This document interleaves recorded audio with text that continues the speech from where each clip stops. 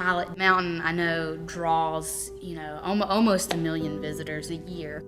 The town itself is very small. And just looking at our downtown, there is not somewhere for them to go and hang out or something for them to do after they get done with their hike on the mountain or after they get done camping.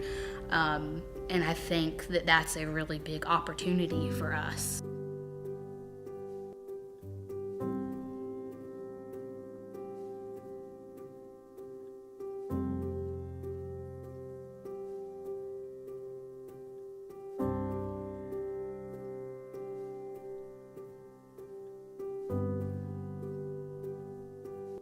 Some of the challenges that we face, Scotland Neck is in a rural community. It's typically a low-income area. Our population is maturing. Buildings that are in disarray, buildings that are vacant that we need to fill. We're here in getting the feel, the culture, the understanding of the town, get to know the people, get to know what's important to them. And then we're looking to give them some ideas to draw in tourists, to draw in people, draw in new people that would come and live and be here. See what we can do to maybe give them some ideas about what they can do to turn around their downtown and some of their underutilized buildings. Probably our biggest challenge is getting some of our long-term property owners to make investments in their building or to sell their building to people who will make investment.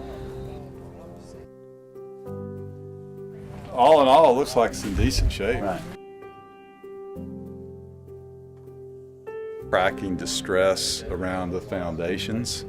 If you see some nice, nasty cracks that have opened up, stair stepping up, then there's been some settlement issue.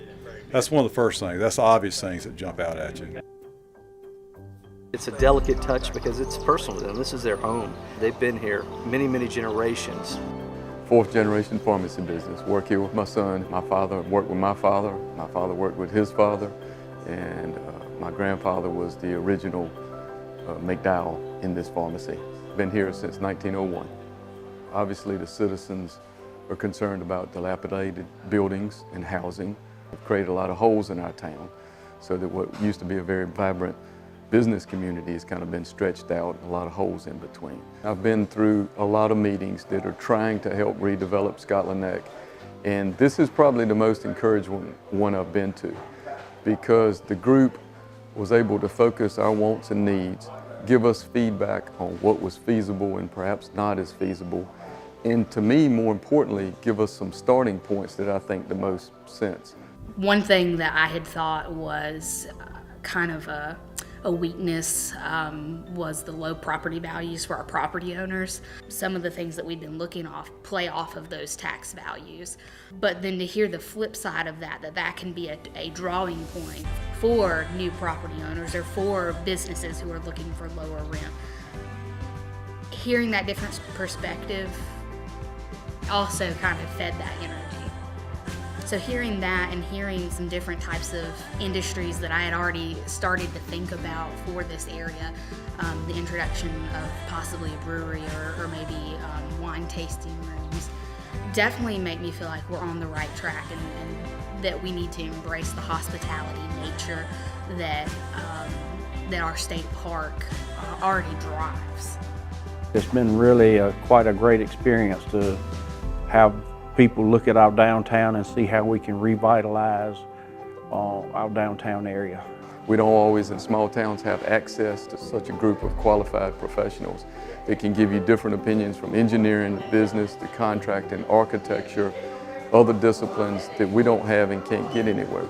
To have an outside party look at our town and confirm what our grassroots efforts have been, it carries a lot more weight. I think it will speak volumes. Seeing what it could look like, it gives me a lot of hope, and hearing that we're not far from reaching that turning point, it really energizes me.